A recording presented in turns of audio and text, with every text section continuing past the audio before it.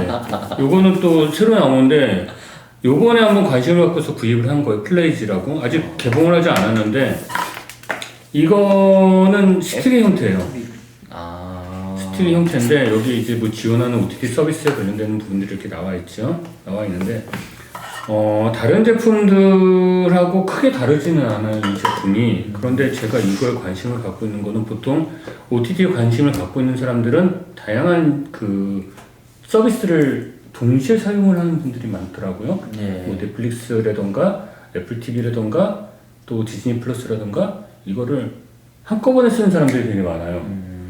그런데 보통 그 여러 가지의 서비스를 이용을 하려면 이 서비스를 실행을 하고 거기서 검색을 해서 채널을 들어가고 빠져나온 다음에 다른 서비스를 또 들어가서 그 서비스의 채널을 찾아서 보고 또 빠져나오고 이래야 되는 단점이 있거든요. 플레이지 같은 경우는 이 제품이 갖고 있는 OS에서 모든 그 OTT 채널을 통합해서 활용할 수가 있어요. 이제 이거에 접속만 하면 그 화면에서 다른 여러 서비스들을 동시에 볼 수 있다. 그렇죠. 그러니까 채널을 예를 나갔다 들어서 들어오는 개념이 없다. 그 내가 어떠한 영화를 검색을 해서 들어간다. 네. 그러면은 A라는 영화에 들어가면은 이 영화가 서비스되는 그 OTT의 그 서비스명이 나와요. 그럼 그 서비스에 들어가 보면은 가격이라던가 이런 것들 확인할 수 있고. 콘텐츠 위주인 거구나. 거기서 바로 그러니까 채널을, 그러니까 그 영화를 볼 수가 있는 거죠. 그러니까 들락날락 할 필요 없이 하나의 그 플랫폼에서 모든 OTT를 활용할 수 있다는 장점을 갖고 있더라고요. 제가 근데 그 OTT 서비스 업체들이 가입이 되어 있지 않아도 가입은 해야죠. 그러니까 다 각자 가입은 돼 있고 그걸 다 통합을 동의를 해놓은 상태에서 그렇죠.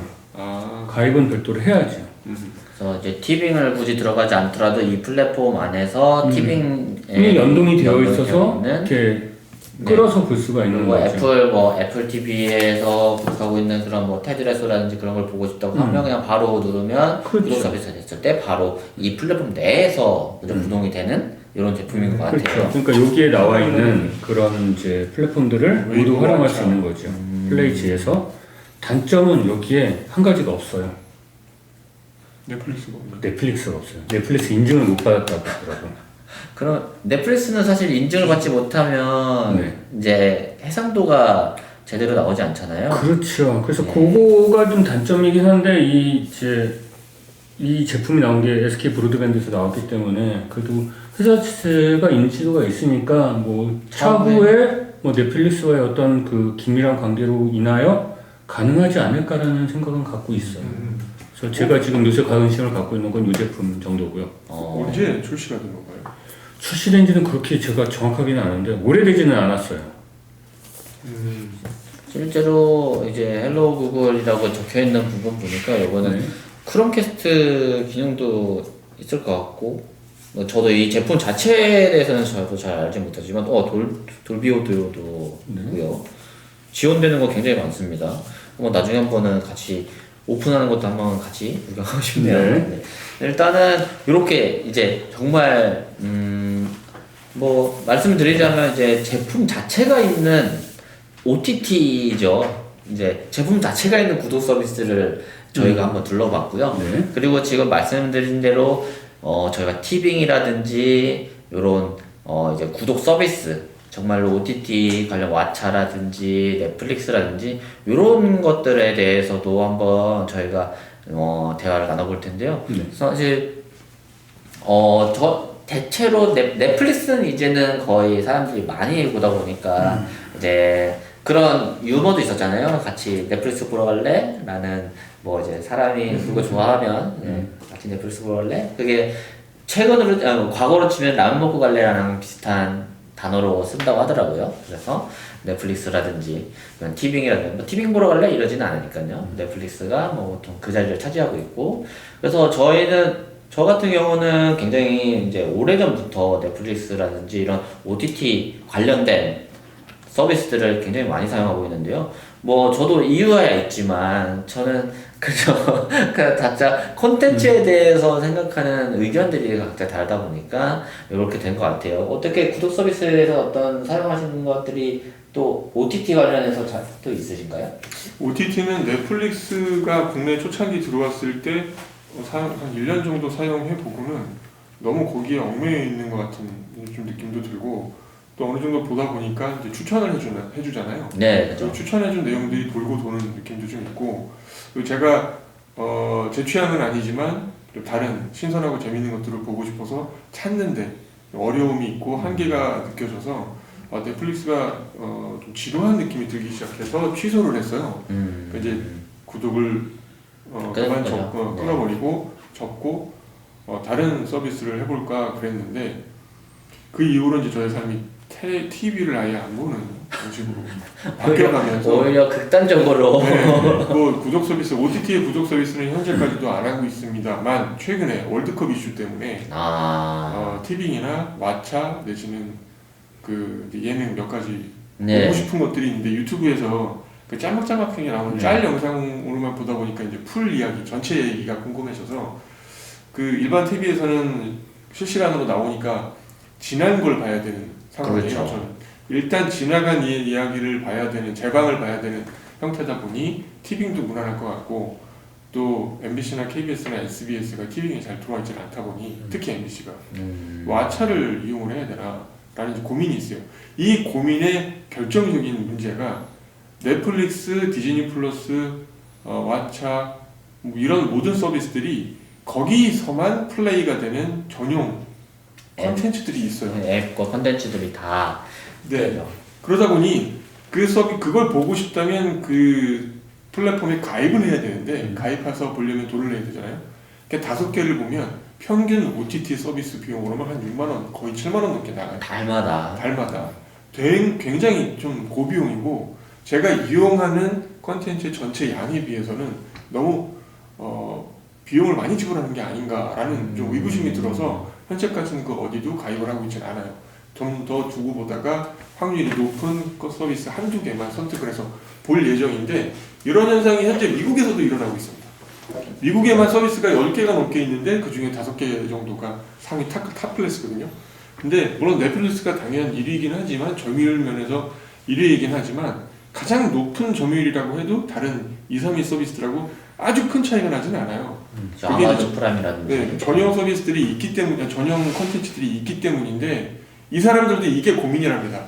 대부분의 유저들이 거의 절반 이상 60% 가까이 되는데 60% 정도 될 거예요. 확실하진 않습니다만 하여튼 절반 이상이 그 비용 부담 때문에 2개 이상을 보지 않는다고 해요. 3개 이상 가입해서 보는 사람은 10%가 안 되는 것 같더라고요. 10%에서 전후? 그죠. 이게 비용 부담이 그들도 되는 겁니다. 우리들도 그게 비용 부담이 되는 거를 보면 그들도 뭐 다르지 않은 것 같아요. 저는 그게 좀 부담이 되고요. 지금 뭐 넷플릭스 OTT 이외에도 소프트웨어 그 아이클라우드 같은 일반 데이터 저장 서비스, 그다음에 뭐 샐러드 같은 거 이런 것도 좀 많이 구독을 해서 하잖아요. 그렇게 식재료라든가 이런 것도 좀 하고 해야 되다 보니 제 삶의 편의성을 위해서 선택해야 되는 이 마치 필수 조건인 것처럼 등장하는 이 정기구독 서비스들이 있어요. 그런 것들을 몇 개 하다 보면 갑자기 그걸로만 비용이 월 한 2, 30만 원 그냥 나가게 되거든요. 거기에 OTT까지 얹어서 거의 자동차 월 할부값 나가는 수준의 비용을 매달 지불하기는 좀 부담스럽고 쓸모없다는 생각이 들어서 현재는 고민 중인데 그래도 그 유튜브를 보다 보면 굉장히 궁금하긴 해요. 피해갈 수가 없어요. 너무 재밌는 것들이 많아서 이게 고민이긴 합니다. 사실은 근데 유튜브에는 엑기스만 나와 있으니까 재밌을 수밖에 없어요. 재밌을 수밖에 없죠. 네, 그래서 사실 풀로 봤을 때는 책임 못 지지만 네, 맞아요. 그죠? 그게 다일 수도 있어요. 그 네. 엑기스로 나온 게 전체 이게 가장 재밌는 것들만 모아놓은 걸 수도 있으니 그게 다일 수는 있지만 그래도 궁금하니까. 궁금하긴 하니까. 그 특히 영화 같은 거 이제 요즘 새로 개봉한 극장에서 보는 것들이야 극장 가서 보면 된다지만 좀 지난 것들 제가 DVD나 뭐 이런 그 데이터를 갖고 있지 않아서 보지 못하는 것들은 어차피 구독을 해서 봐야 되는데 혹은 그 사용료를 내고 봐야 되는데 매 편마다 서비스를 이용하고 있지는 않다 보니 이게 되게 애매한 거예요. 보고 싶은데 못 보는 느낌. 실제로 그렇죠. 네. 그래서 뭐 저는 이제 구독 서비스를 거의 다 이용을 했었습니다. 이제 제 거의 다라면 사용했던 게 어떤 거죠? 저는 디즈니 플러스도 했었고요. 그리고 넷플릭스는 당연했고, 그리고 뭐 왓챠, 그리고 뭐 하나 유튜브 프리미엄도 당연히 했고요. 거의 국내 대표적인 건 다 써보셨네요. 네. 애플 TV도 현재 보고 계시지 않나요? 맞습니다. 애플 TV도 저희 애플 원이라는 시스템을 통해서 애플 TV도 같이 구독을 하고 있습니다.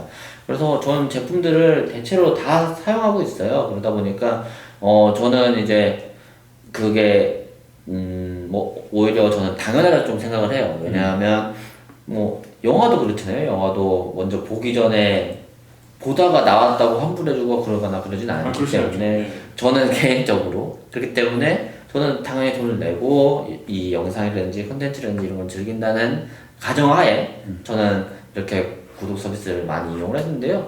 뭐 그러면서 만족도도 있었고 사실 만족하지 못하는 부분도 있었고 사실 만족하지 못하는 부분들이 대부분이었어요. 왜냐하면 사실 기회비용이잖아요. 어떤 네, 거를 네, 그렇죠. 시간을 점유를 한다는 거는 다른 것들에 대해서는 점유를 하지 못한다는 것인데 제가 원하는 거 하나를 보고 있으면 다른 OTT라든지 이런 거는 제대로 사용할 수가 없었죠. 그렇기 때문에 뭐 사용자 뭐 제 아는 지인들이나 친구들한테 공유를 해서 그 친구들은 또 다시 같이 보게 하고 뭐 이런 식으로는 공유가 됐었지만 이게 공유 경제는 아니기 때문에 OTT 서비스는 공유 경제가 아니잖아요. 그렇기 때문에 이거는 그냥 기능 중에 하나를 저는 사용했을 뿐이고 OTT를 사용하면서의 장점은 고화질과 그리고 바로 지금 제가 원하는 걸 볼 수 있다는 그런 장점들도 있고요. 그리고 제가 원하지 않았는데도 원하는 것처럼 느껴지게끔 되는 시스템들 덕분에 제가 추천을 받은 경우도 굉장히 많고요. 그러면서 좀 즐거움을 찾고 있었고, 근데 사실 사람이 성격이 그렇게 많이 바뀌지 않기 때문에 제가 좋아하는 거는 그걸 고집할 수밖에 없어요.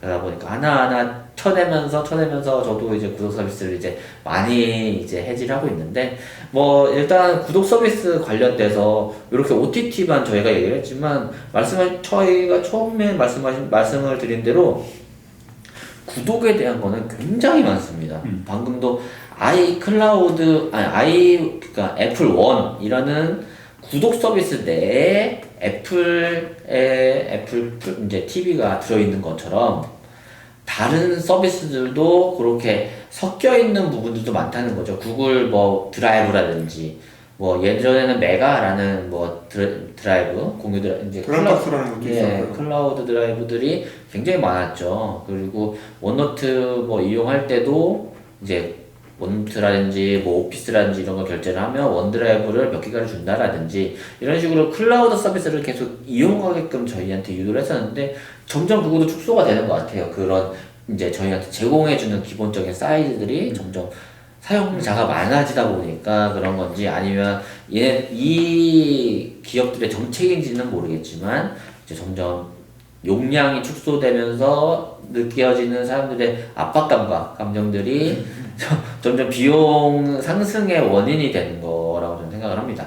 그래서 지금 최근에는 또 이제 사용하시는 이제 구독 서비스가 오히려 많으시잖아요. 점점 늘어나고 근데 있죠.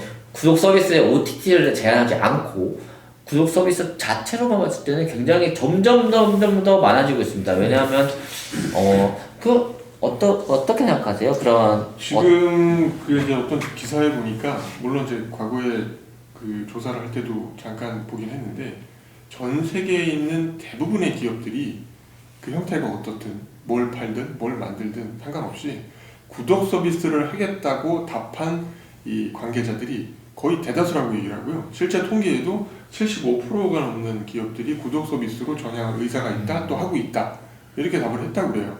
그 자동차까지 구독 서비스로 지금 진화되고 있는 상황에 뭐 다른 서비스들이 구독으로 안 갈 상황이 아닌 것 같고요. 이제 점차 구독 서비스 시장은 이렇게 무한 확장될 가능성이 높아지고 있어요.